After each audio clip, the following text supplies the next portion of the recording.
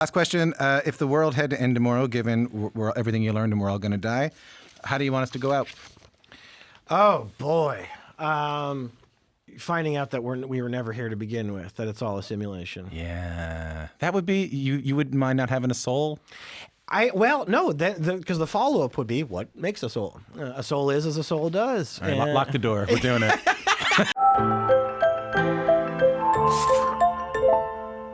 Jay Baruchel joins me in the studio. How are you? I'm well, thanks. How are you, man? Good. It's always nice to see you. Likewise. I adore chatting with you anytime I get the chance to. Set the bar low for me, will you? Set the bar low for me. Okay, here's how I want to start this interview. What's the earliest you can remember feeling existential dread? Oh, yeah. One of my earliest memories is of this, well, two things. It's crazy.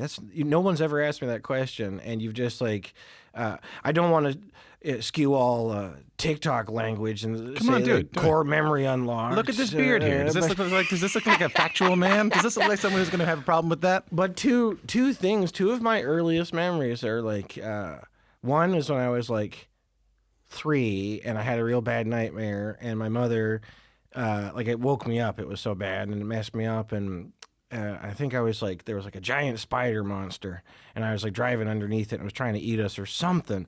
And my mother made me draw it and then mail it to grandmother, and that way it wouldn't bother me anymore.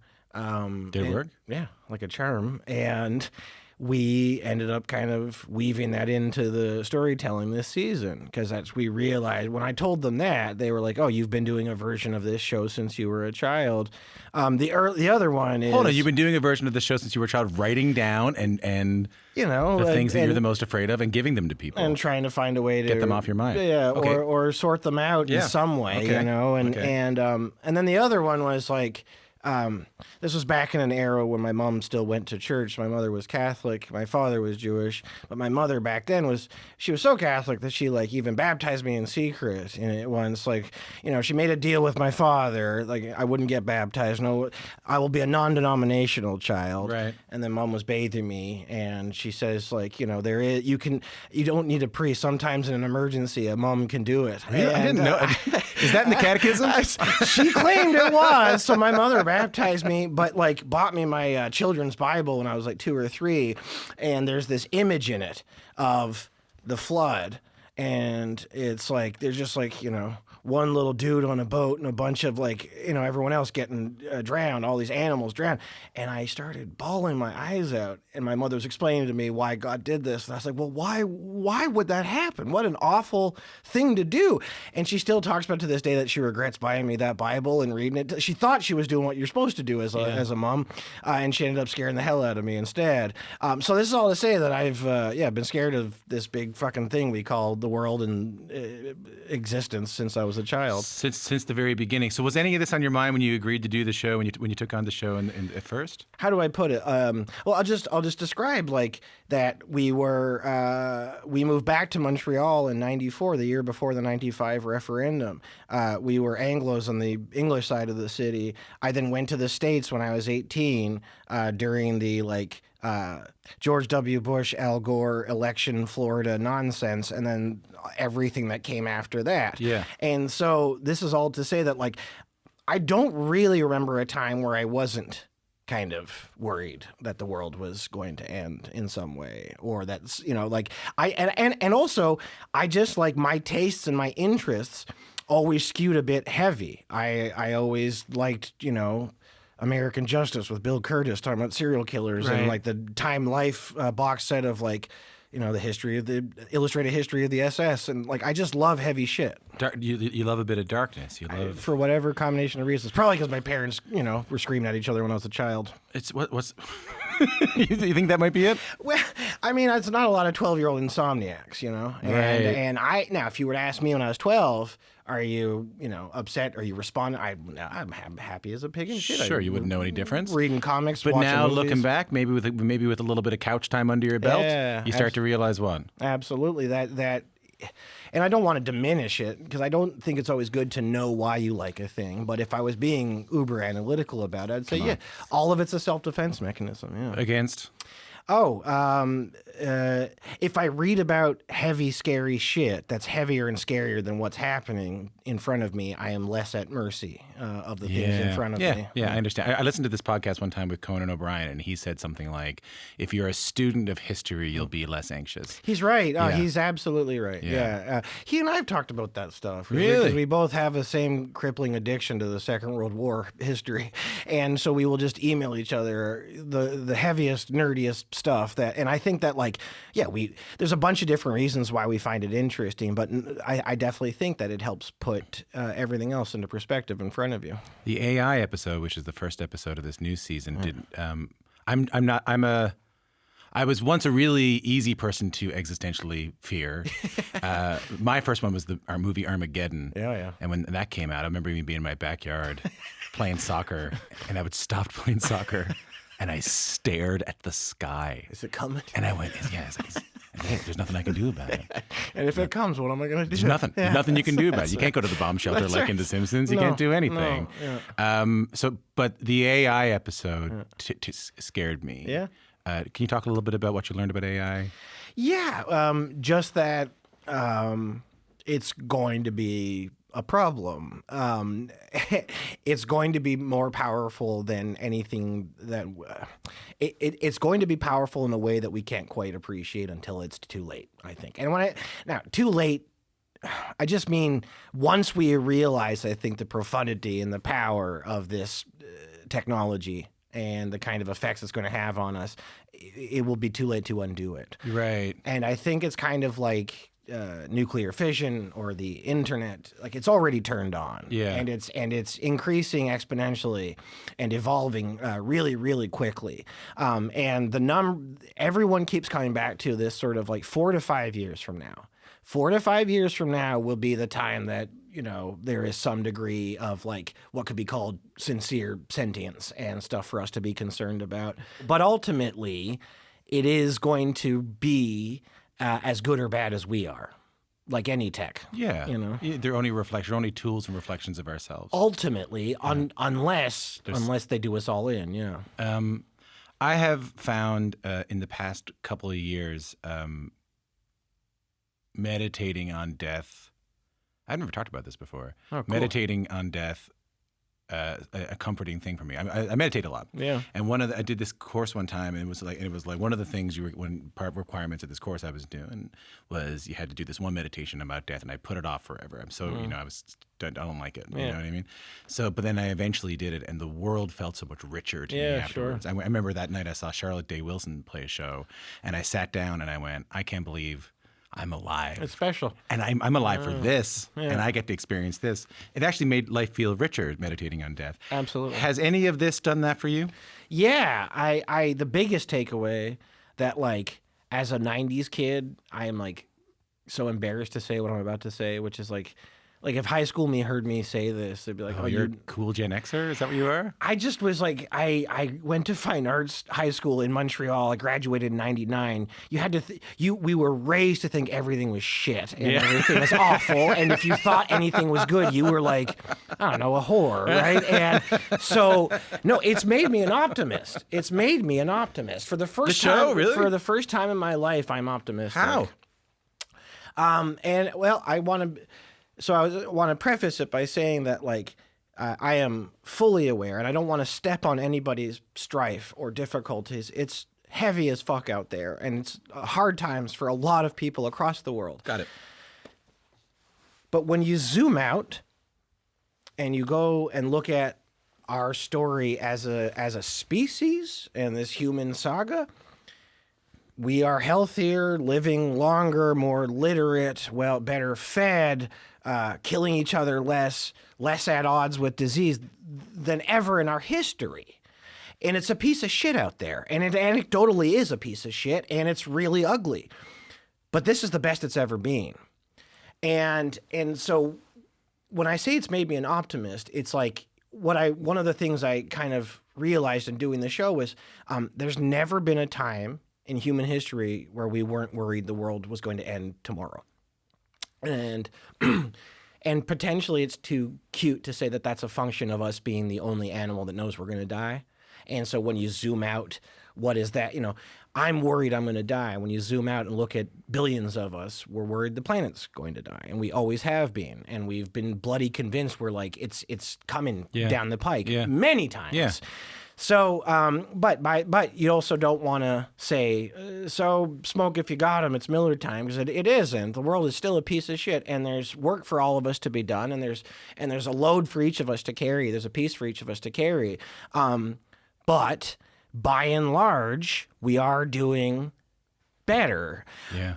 Or at the very least, it's not. It's never been. At the very least, it's about the same. We are better at some stuff, worse at other stuff every generation. I mean, I can see how that'd be comforting. I can see some kind of comfort in that. It just is like and it doesn't. It makes it not novel and not unique, and it makes it something that is like part and parcel with this thing that we call being people.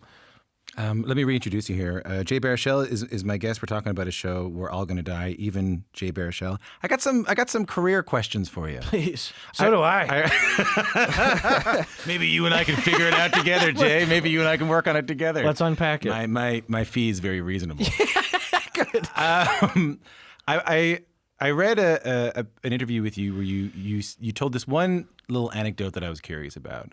You were talking about how long you've wanted to act, and it was in one interview it was 9, or in one interview it was 12, and you said, "I told my parents what I wanted to do was be a director." Yeah. I'm curious as to what that conversation looked like, because in my mind you put a tie on and you have a slideshow, and you're like. No, so it was more. It was like this. PowerPoint. It's like this. It's like the first time in grade 3, Miss Donovan, at Father Venini in Oshawa, Ontario, she had us all like write stories, and it was this like my head exploded because I was like, "There's this world, and I decide what happens, and I get to create all these characters just like my favorite heroes, and I get to do." And it was just this idea. It was my like I remember the first time that I was like allowed to create, and realized I'd always been doing it, playing cops and robbers or whatever in the backyard or with my GI Joes, but putting a name on it, kind of, And so at like 7, there's video footage of me in our little house around Christmas. My mother said, "John, what do you want to do when you grow up?" I said, "I want to make movies that would. I want to scare Stephen King out of his underwear," is what I said when I was 7 on camera to my mother. And then at 9, I realized. So at 7, I said I want to be an author.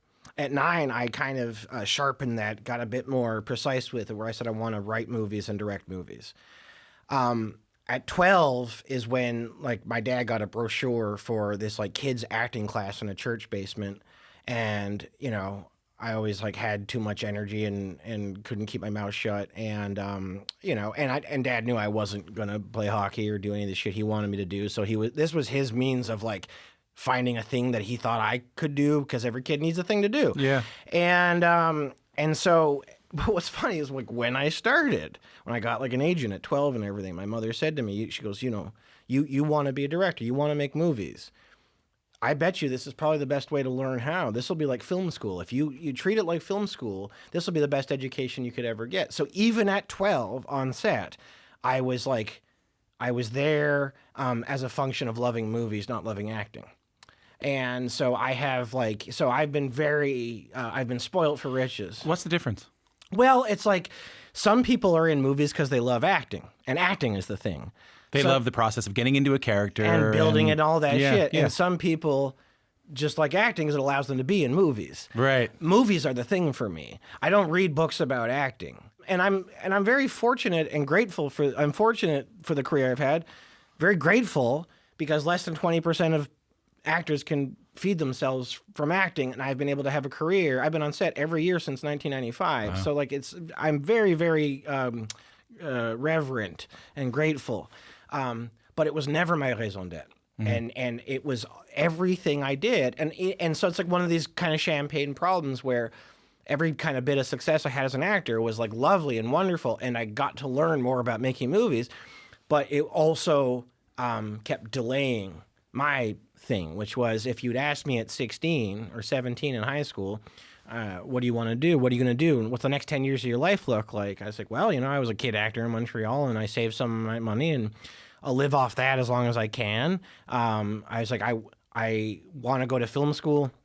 So I was like getting all these prospectuses for film, and I wanted to go to film school in Britain. I was like convinced that's where I had to go, and that's all my favorite directors were coming from there. So I was like looking at all these film schools in England, and I was like telling my folks that like I just want to write and direct like straight to video horror movies, and if I'll live off the money I made as a kid as long as I can, then I'll find a job at a video store or something to pay the rent. But all I'll do is write scripts in my bedroom, and and so I was trying to make like.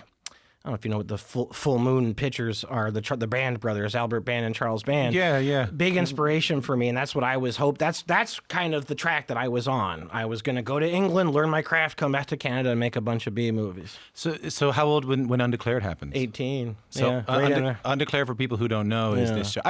And I think I'm allowed to say this now in the CBC, I illegally downloaded it. Oh, good. Yeah, yes, good on you. Yeah, yes. I got it off like LimeWire. I think a lot of people did. Yeah. It's fine. I bet you on LimeWire the episode order was in the proper sequence, because on the box set it is not. Oh, really? Yep. That's not ideal. No, it isn't. I don't. Well, hold on. I'm not going to make this about me. I remember downloading Undeclared and really enjoying it. For people who don't know, Undeclared was a show you were on where you played. I got it here. A college freshman at the fictional University of Northeastern California. You and Seth Rogen in it? And a bunch of people. Jason Segel. Pretty good. Yeah, not bad. Charlie Hunnam. A bunch of good, big ass writers and directors started on that show too. And Judd Apatow. Yep. So dreams of being a horror impresario. So how does Undeclared happen? So I'm in CEGEP at the time, which for anybody who doesn't know what CEGEP is, in Quebec, you go to high school till the end of grade 11. Then you go to 2 years of something called CEGEP, and then you go to university. Yeah. And CEGEP was not for me. In another interview, I'll go off about why I don't know that it's for anybody, but it certainly wasn't for me. Yeah. And I was like really, really fucking phoning it in. Yeah. And the only reason I was going is because my mother didn't want me sitting around the house. Yeah. And I was like playing PlayStation. I think it was fucking PlayStation 1. I think I was like playing like Metal Gear in my sister's bedroom because she had the PlayStation. So I was like playing on her, and the phone rang, home phone, and I answered it. And they said, is Jay there? This is like not a bunch of adults calling on like the long distance ring from the States, and in the afternoon. Yeah, and I said, I'm so and so from Allison Jones Casting, and we're casting a show called the Untitled Judd Apatow Project. We saw you in a movie. We saw you in Almost Famous. We think you'd be right for this show. I forgot you were in Almost Famous. I said, would you like to audition for it? And I was like, I sure would. And they called me directly at home, which is just like, I want to tell everybody that's never how it happens. and like it's not like how I got into Undeclared is just like it's like something out of a book. And so I put myself on tape, and they flew me down for a screen test, and I got the gig. And then all my friends went off to university and were spending theirs and their parents' money on tuition and had to learn a bunch of stuff. And I got paid to pretend to go and learn stuff in LA at 18. Yeah. And are you feeling like, okay, I got my Shag Full Moon features. I got my ticket written for me. No, certainly not.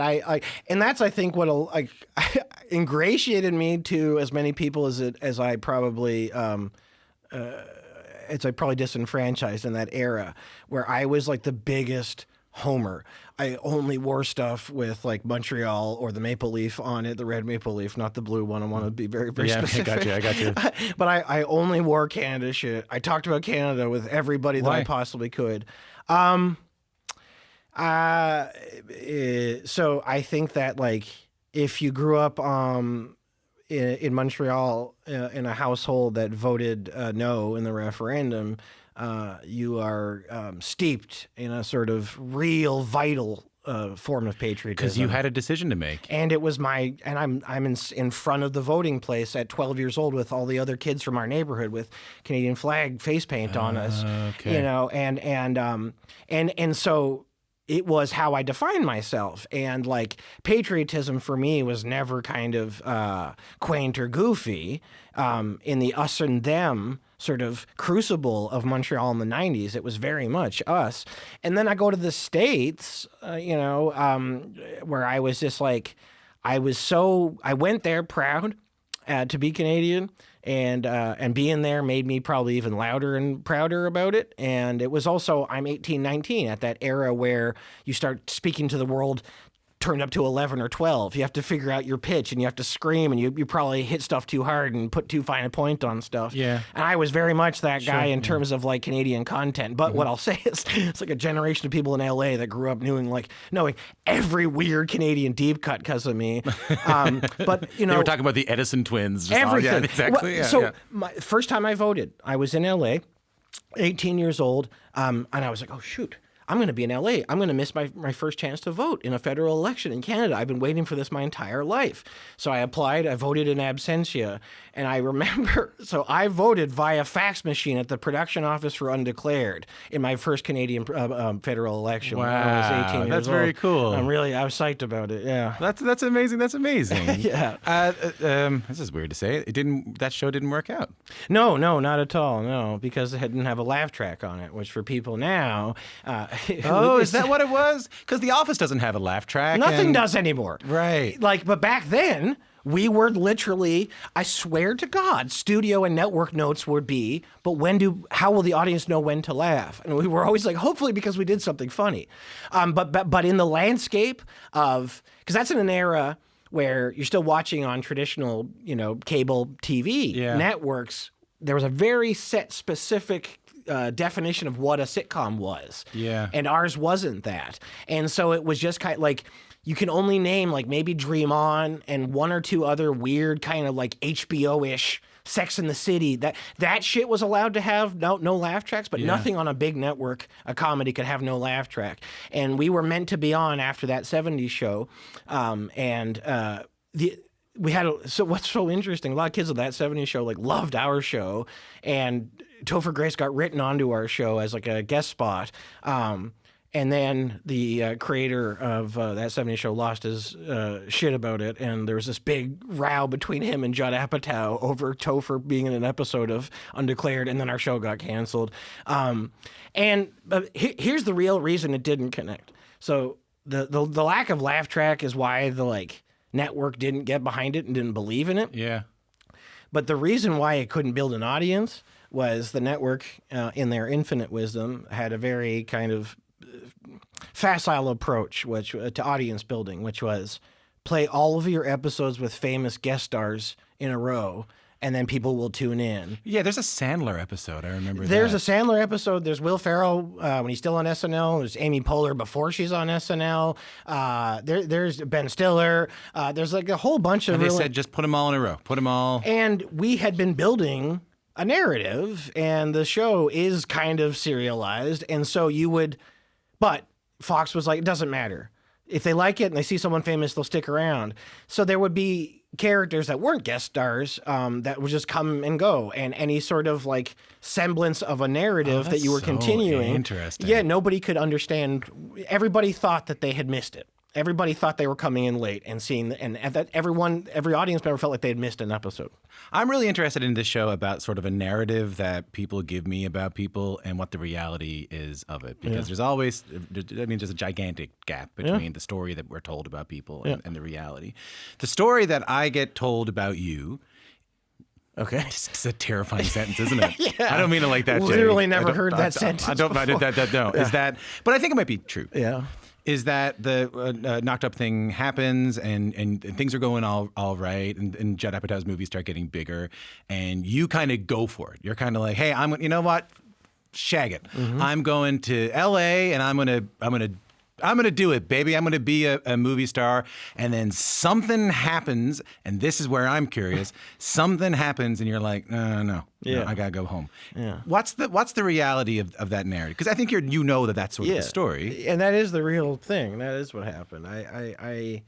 Right? Yeah. So what happened was. Do you mind doing this? Not at all. Okay. No. So, two things in me were in direct conflict, and one won out over the other. And the two things that were in direct conflict was so I was like a angry young man full of piss and vinegar and small man syndrome, and I inherited my father's sense of competitiveness, and I made every audition I went to a softball game or whatever, I had to beat somebody. I had to win. I was and so I treated it so the competition, the competitive part of me crossed with the fact that there's a lot of people that were in movies that I thought, couldn't act their way out of a fucking paper bag, and I would act circles around them. Yeah. So those two things conspired to like tell me that I should maybe go for the brass ring. You're thinking, hey, I'm as good as any of these people. And because it was there for me, man, like I kept getting gigs. Yeah. I never didn't get a gig. I would go down for pilot season, which if you don't know what pilot season is, they cast all the pilots that are like the first episode of a show that might not go, right? But they cast all those pilots and they shoot them all in the beginning of the year. And then hopefully one of them turns into a TV show that comes out in the fall. So you would just go as an actor down there for 2 months and spend thousands of dollars on accommodations and all this shit, and just hustle hit the pavement trying to get to auditions. And I always got stuff. And so I kept booking stuff. So I was like, you know what? I'm better than that dude. And and it's here for me. I want this. I'm going to go for it. And I thought, and because it's also like, I'll be honest, like poor kid shit, where like it took me up until like literally just a few years ago that I didn't still take pop cans home from the cooler on set, just because like you can't get that stuff out. I never had any fucking money as a kid, and so I would like I felt it behooved me to take everything, and so the poor kid, competitive and chip on my shoulder, I went for the brass ring, and there was this year where I did like. I had 5 features come out in a calendar year. What, do you remember what they were? And if it's not the same year, it's 2 years window, but it's like around the same time as Trotsky, She's Out of My League, How to Train Your Dragon, probably Sorcerer's Apprentice, and maybe Tropic Thunder 2. Trotsky's great, by the way. Very good movie. Yeah. Good movie. And not to say anything about the rest of it. I watched Trotsky on a plane one time. It's a very good movie. It's a good movie. No, and so that's a lot. Five in like a year and a bit. And then I remember the moment. So this is the moment. There's a moment. This is why, and this is who won out. So the little piss and vinegar cocksure kid got summarily dismissed by the real me, which is I don't like doing things, most things. So you don't strike me as a like. Well, what I mean is my manager just called me and we're like, okay, so press tour for She's Out of My League. You're going to go here and then you go to Phoenix and you go to Philadelphia and then you're going to go to this and then you're going to go there. And then you'll have a month off and then you go into the press tour for this, that, and the other one. And then you're going to go to this one and then this. And so I had this year of promoting the movies ahead of me. And I remember standing in my bedroom in Montreal, had this moment where I felt like I was on a roller coaster as it was getting to its like, slowly clicking up to the top before it dips down, and I fucking hate roller coasters. And I was like, nobody told you to do this. Like nobody put a gun to your head and said you got to try to be a movie star. You put yourself in this situation. Yeah, you put yourself in the roller coaster. And so all of this stuff is your fault. And so everything. And so I got a taste of it. I had publicists, I had stylists, I had people dressing me. I was doing all the, not for me. And I realized that like so whatever I've been since then is kind of much closer to my comfort zone. Do you, we don't have to talk about this. Do you have to tell somebody that? Do you have to tell someone in America, no, I'm good, I'm out of here? Yeah, but they were used to it because like I go back to what I said before about being like this like an annoying, insufferable kid when I was 18 where like I would be repped at CAA, which is a pretty big talent agency, and once a year they would sit me down for a talking to, and once a year they'd be like, Jay, we can't represent you if you live in Canada. And I'd say, okay, guys, it's been a slice. Thank you so much for your time. That's a powerful thing to be able to do, by the way. And I kept fucking booking things. Yeah. So I was like, oh, but String, you still want that 10%, I bet, right? Right. And so I just like... Not that anybody can. I don't want to say this is because there's not a lesson to be learned. Just do what you got to do. I'm just saying for me, I didn't want to do it the other way. They told me, you got to stick down here for years. And once you get to a level, you can live wherever you want to live. And I remember talking about one actor in particular when I sat that year where I was like saying to my people, I want to go for it. I'm having a bite with my agent. And I mentioned one actor in particular who's famous. Dom DeLuise. And this is Dom DeLuise's son from Sequest DSG. No, but I said, like, if I don't get hired, that's fine. That's on me. But give me the same scripts. And you put me next to him, I promise you I beat him every day of the week. And he goes, I agree. But you know about the difference is he plays the game. He goes to stuff. He plays the game. He goes to the right parties. He's at every event. He never misses a thing. I can't get you to fucking come see me. And so I always like willed my own personal preferences on top of everything else. I mean, I got for better or worse. Well, for better or for worse is interesting because there's one thing you learn from not to be cheesy and tie it back to the show, but back to like meditating on death. There is no better. There is no for better or for worse. Correct. And I am resistant to the narrative that was crazy. Thank you. So am I.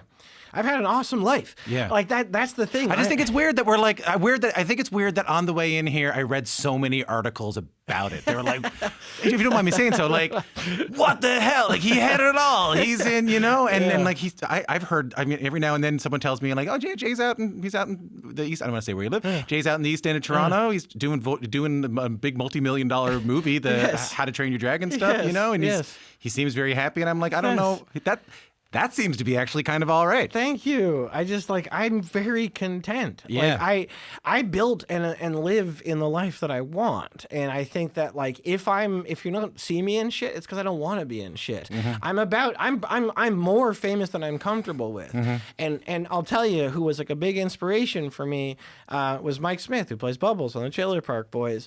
All of them, the three of them, all bought houses in Dartmouth, and the world comes to Dartmouth, and the world brings them to them, but they still they live their L.A. rock star life in Dartmouth, Nova Scotia, and they have nice houses and nice cars, and they live the life that they want to live at home. Like I was like, that's exactly what I'm trying to do. Yeah, because what are you going to do? Get a palace in West Hollywood with, with pillars? And, I don't want to live. I want to live in Canada. As crazy as that sounds. I know why, but why is I don't know. Well, before I know they're going to kill me, but I'm gonna ask one more question about, and then I'm gonna come back to it. Everyone's gonna be happy, and the interview's gonna be so good that they're not gonna mind that I kept Jay so long. They're gonna be like, it went viral, and Jay's a star. He's just speaking truth. He's and they're gonna like, oh, we couldn't interrupt it. It was so good. It was so truthful. And then we couldn't do the other show, and sorry, but that's okay. Anyway. The Blackberry movie that you're in, we had Matt Johnson in for it, and we had Glenn Howerton in for it too. Very smart, kind man. Glenn Howerton came in 45 minutes before he met Jim Balsillie for the first time. Crazy. Yeah. Crazy. He came to see you that morning. Yeah. Oh, cool. So I got to say, like, how are you feeling? He went, like, kind of nervous. Yeah, no shit. Did you get to meet get to meet the real Mike? No. What's his last name? Lazaridis. Yeah. Jim came to the premiere in Toronto, but that's it. So he's a bit of he's a hard to reach man, I think. I think it's more like he's on another planet. He's the Trailer Park Boys. He doesn't care about this. He's Mike Smith. Yes, he's fine. He's all right. He's fine. This is not to overstate it, but the Blackberry movie doing as well as it did and getting as much attention as it did in terms of being a Canadian film that's not getting called a Canadian film all the time. Yeah. Everything you just told me about your whole Hollywood experience, it got to be gratifying to watch that film do as well as it's doing. Yes, absolutely. That's on a spiritual level. Completely.